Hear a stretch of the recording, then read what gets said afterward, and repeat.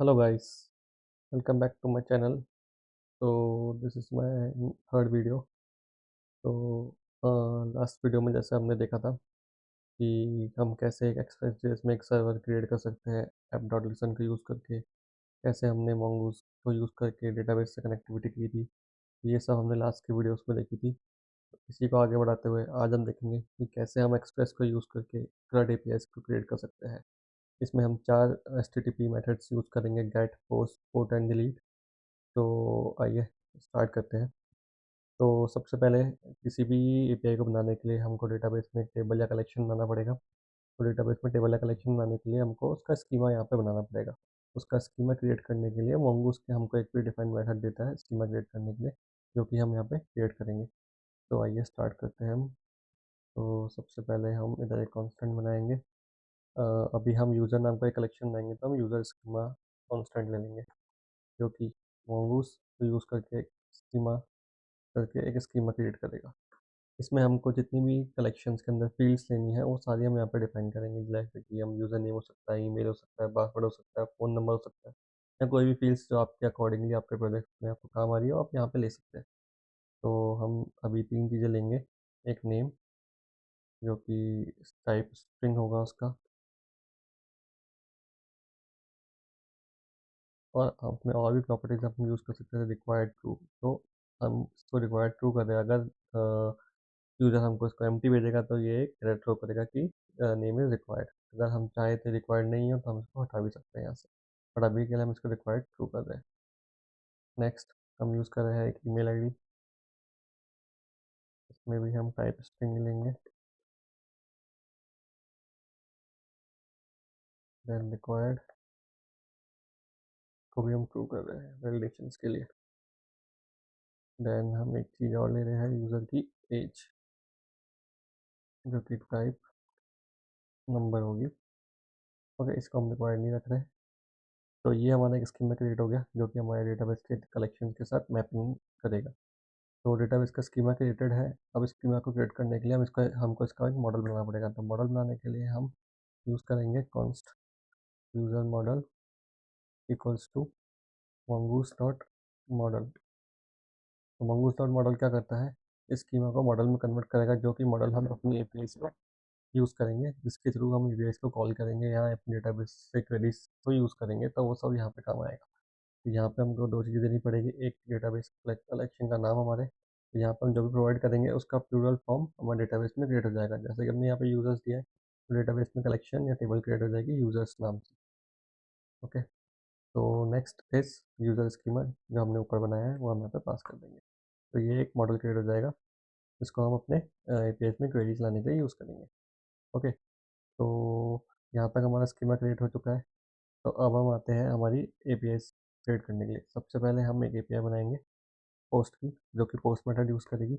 App dot post करेंगे, यहाँ पे हमको एंड पॉइंट देना पड़ेगा जिसको यूज़ करके हम अपनी एपीआई को कॉल करेंगे। तो यहाँ पे हम दे सकते हैं यूज़र्स। तो यूज़र्स जैसे ही हम स्लैश यूज़र्स करेंगे और पोस्ट मेथड को यूज़ करेंगे तो हमारी ये वाली एपीआई यूज़ होगी। देन यहाँ पे एक कॉल बैक फंक्शन लेता है ये, तो कॉल बैक फंक्शन अपना कोड लिखेंगे। यहाँ पे हमको request and response parameter pass करने पड़ेंगे। रिक्वेस्ट जो हमको रिक्वेस्ट अपने यूज़र या ब्राउज़र से मिलेगी, रिस्पॉन्स जो हम आगे वापस से सर्वर को भेजेंगे। ठीक है, देन हमको यहाँ पे एक कॉन्स्ट बनाना पड़ेगा डेटा का, तो हम यूज़र डेटा भी बोल सकते हैं। ओके, ये एक न्यू ऑब्जेक्ट बनाएगा यूज़र डेटा का, जो कि यूज़र मॉडल जो हमारा ये मॉडल बनाया है हमने तो यूज़ करेगा। यूज़र मॉडल यूज़ करके यहाँ पे हम रिक्वेस्ट डॉट बॉडी को पास कर देंगे। रिक्वेस्ट डॉट बॉडी में क्या आएगा, रिक्वेस्ट डॉट बॉडी में आएगा जो हम बॉडी के अंदर हम जो भी चीज़ें भेजेंगे डेटाबेस में सेव करने के लिए यूज़र के लिए। जैसे कि हम नेम, ईमेल और एज भेजेंगे तो वो रिक्वेस्ट डॉट बॉडी में आ जाएगा। अगर हमको नेम फाइंड करना है तो हम request dot body dot name भी कर सकते हैं। ईमेल फाइंड करना है तो हम request dot body dot email भी कर सकते हैं। बट अभी हम डायरेक्ट रिक्वेस्ट डॉट बॉडी भेज रहे हैं, तो जितना भी डेटा हमको मिलेगा वो सारा डेटाबेस में सेव हो जाएगा। ये एक इसका ऑब्जेक्ट क्रिएट कर देगा। अगर हम इसको कंसोल डॉट लॉग करके देखेंगे तो इसके अंदर एक अंडरस्कोर आईडी करके की बन जाएगी, और जितनी भी फील्ड्स हमको मिलेगी फ्रंट एंड से वो यहाँ पे बन जाएगी, डेटा आ जाएगा। बट अभी हम क्या करेंगे, इसको सेव कर देंगे। सेव करने के लिए हमको अवेट यूज़ करना पड़ेगा। अवेट यूज़ करने के लिए हमको यहाँ पे फंक्शन का स्ट्रिंग बनाना पड़ेगा। असिंक्रोनस क्या होता है? ये असिंक्रोनस प्रोग्रामिंग में काम काम में आता है। ये नोड.जेएस का बहुत ही इंपॉर्टेंट टॉपिक है, ये हम आगे की वीडियोस में देखेंगे। अभी आप समझ लीजिए कि अवेट यूज़ करने से ये इसको वेट करेगा, जब तक इसका आउटपुट नहीं आता तब तक ये आगे वाली लाइन पे नहीं जाएगा और उसका रिस्पॉन्स नहीं देगा। तो ये वेट करेगा यहाँ पे कि यूज़र डेटा डॉट एक सेव फंक्शन यूज़ करेंगे हम, जो कि mongoose का सेव फंक्शन है। ये डेटाबेस में सेव करने का हमारा डेटा को, जो भी यहाँ से हमारा डेटा क्रिएट होगा, सिंपल डेटा को क्रिएट कर देगा यहाँ पे। ओके, तो अब नेक्स्ट हम लेके आते हैं। अब हमको डेटा सेव हो चुका है, हमको केवल यूज़र को रिस्पॉन्स भेजना है, तो हम रिटर्न कर देंगे रिटर्न रिस्पॉन्स डॉट स्टेटस भी भेजेंगे हम अगर 200 है, और जेसन में हम इसको भेज देंगे कि तो हम जेसन में दो चीज़ें भेज देंगे, एक मैसेज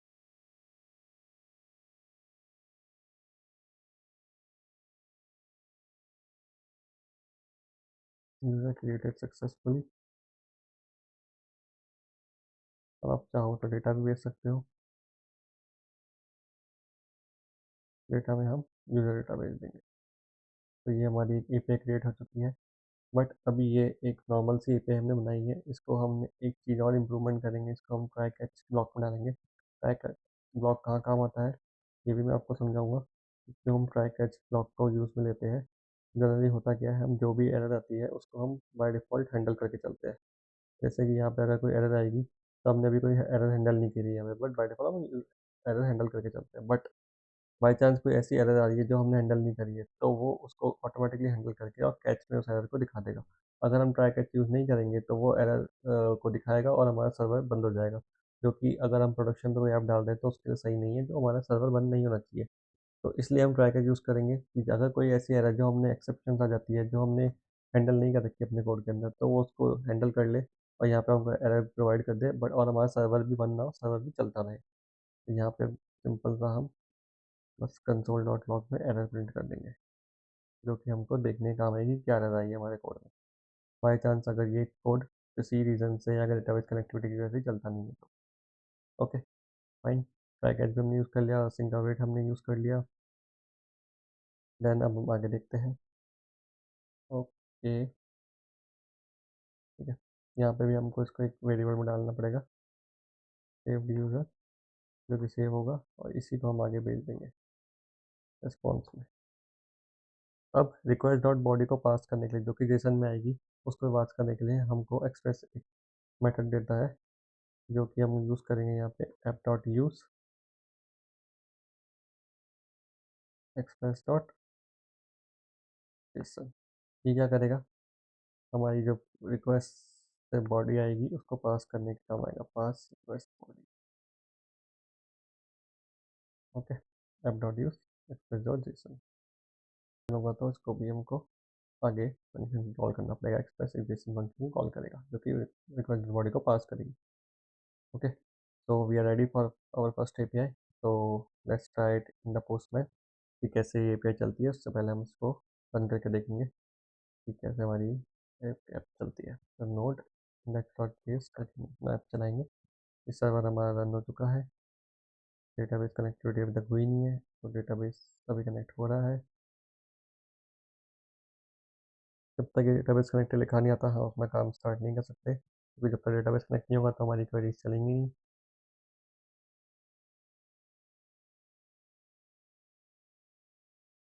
सकते हैं यहाँ पर डेटाबेस हमारा कनेक्टेड हो चुका है, थोड़ा उस पर टाइम लिया, बट अब ये नेटवर्क का इशू भी हो सकता है, इसलिए टाइम नहीं है। तो डेटाबेस कनेक्ट हो चुका है, अब हम अपने इसे पोस्टमैन में टेस्ट करेंगे। तो पोस्टमैन टेस्ट करने के सबसे पहले यहाँ पे हमको पोस्टमैन सेलेक्ट करना पड़ेगा, और हमारा जो सर्वर है वो 3000 पोर्ट पे चल रहा है, तो यहीं पे हम टेस्ट करेंगे HTTP।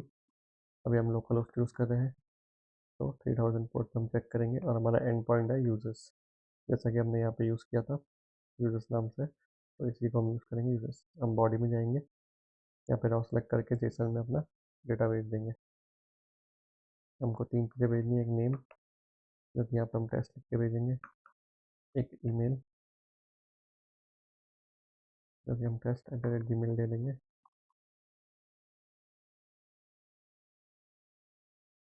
एक हम एज भेज देंगे, जो कि हम समझ लो 20 ईयर्स भेज सकते हैं।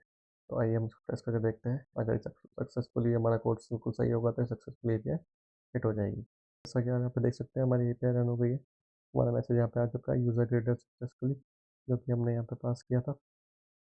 एंड डेटा जो हमारा सेव हुआ डेटाबेस में वो यहाँ पे हमको दिख रहा है।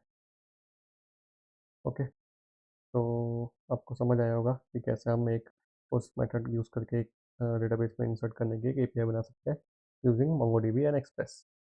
तो नेक्स्ट हम एपीआई बनाएंगे गेट की, जो कि सारे यूज़र जितने भी हमने यूज़र्स यहाँ पे ऐड करे हैं सारे यूज़र्स को गेट करके हमारे यूज़र्स को फाइंड आउट करके देगी। तो अभी हम एक यूज़र और ऐड यहाँ पे कर देते हैं, जो कि दूसरा नाम से ऐड कर देते हैं, जैसा वो राहुल। यहाँ पे हम राहुल जीमेल, इसकी एज डाल देते हैं 25। तो हम अपनी पे ऐड करते हैं। यहाँ पे आप देखोगे राहुल भी ऐड हो चुका है डेटाबेस में। अब जितने भी यूज़र्स हमारे डेटाबेस में ऐड है उसको गेट करने के लिए हम गेट की एपीआई बनाएंगे। तो आइए कैसे हम गेट की एपीआई बना सकते हैं वो भी हम चेक कर लेते हैं। तो गेट की एपीआई बनाने के लिए हमको app dot get method use करना पड़ेगा। इसमें हमको फर्स्ट पैरामीटर में वही सेम हमको एंड पॉइंट देना पड़ेगा किसके थ्रू हम एपीआई को हिट करेंगे। तो हम यहाँ पे यूज़र्स ही रहते हैं, यहाँ भी यूज़र्स है, यहाँ भी यूज़र्स है। ये कॉन्फ्लिक्ट कर सकता है बट अभी यहाँ पे अपना मेथड डिफरेंट है इसलिए नहीं करेगा। अगर आप सेम एंड पॉइंट पे सेम मेथड यूज़ करेंगे तो वो कॉन्फ्लिक्ट करेगा एंड आपका एरर आएगी। आपका फर्स्ट वाला ही जो फर्स्ट मेथड होगा वही चले, फर्स्ट एपीआई जो भी वही हिट होगी। तो आप हमेशा इस चीज़ का ध्यान रखें कि जो आप एंड पॉइंट दे रहे हैं वो सेम नहीं होना चाहिए, सेम है आपका मेथड डिफरेंट होना चाहिए। तो यहाँ पर मेथड डिफरेंट है तो कोई इशू नहीं होगा। Async request response call back function बना देंगे हम। अब हमको एक ट्राई कैच यूज़ करना है।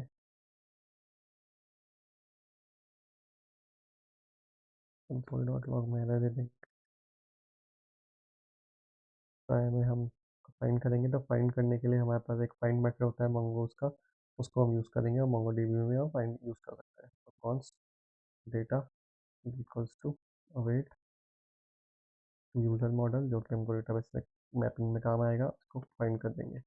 फाइंड यूज़ करने के लिए हम ये हमको सारा डेटा ला के दे देगा। अगर हम चाहते हैं कोई पर्टिकुलर यूज़र आए तो हम यहाँ पे कंडीशन भी ऐड कर सकते हैं, जैसे कि माइस्क्ल में वेयर कंडीशन होती है। तो यहाँ पे अगर हम दे देंगे नेम जिसका टेस्ट हो, वही यूज़र आए तो वो केवल एक यूज़र ला के देगा जिसका नेम टेस्ट होगा। तो यहाँ पे हम डिफरेंट डिफरेंट कंडीशन ऐड कर सकते हैं अपने प्रोजेक्ट की रिक्वायरमेंट के अकॉर्डिंग। बट अभी हम सारा डेटा लेकर आना चाहते हैं तो हम फाइंड यूज़ करेंगे। हमको जितना भी डेटा होगा यूज़र्स टेबल के अंदर सारा डेटा ला के दे देगा।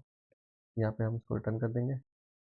रिटर्न में हम रिस्पॉन्स को भेज देंगे, रिस्पॉन्स और स्टेटस 200 डॉट जेसन। हम डेटा भेज देंगे जो भी आया है हमारा।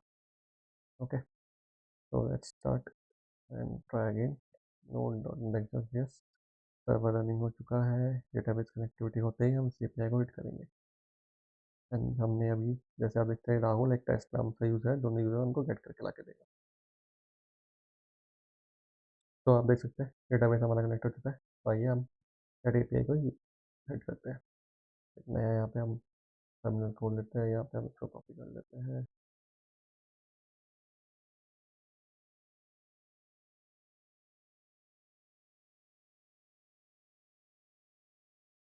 हम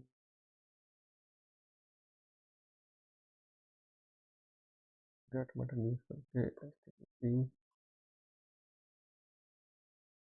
1000 यूज़र्स को हिट करेंगे। तो गेट मेथड में यूज़र्स एंड पॉइंट पर हिट करेंगे, देखते क्या होता है। तो हमने जितने भी यूज़र्स ऐड किए तो आप देख सकते हैं यहाँ पे डेटाबेस में ऐड हो चुका सक्सेसफुली और यहाँ पे हमको गेट की एपीआई को बना के भी दे दिया है। ओके, अगर हम चाहे तो और यूज़र्स ऐसे ऐड कर सकते हैं, जैसा कि हम यहाँ पे ऐड करेंगे अक्षय।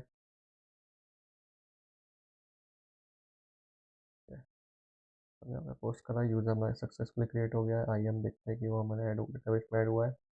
यहाँ देखते हैं अक्षय भी यहाँ पे ऐड हो चुका है।